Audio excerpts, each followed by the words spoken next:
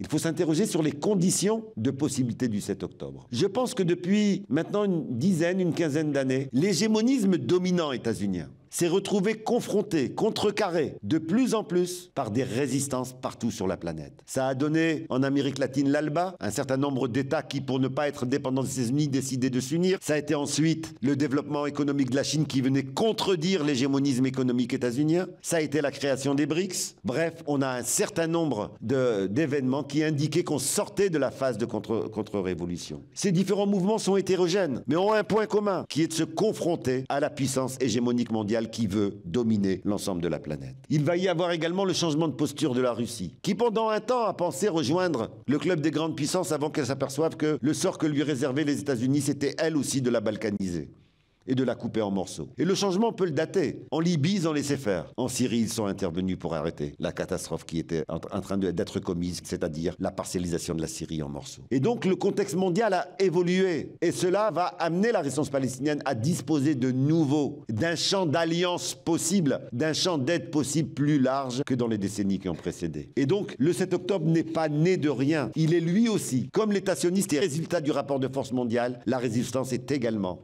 le résultat du rapport de force mondiale.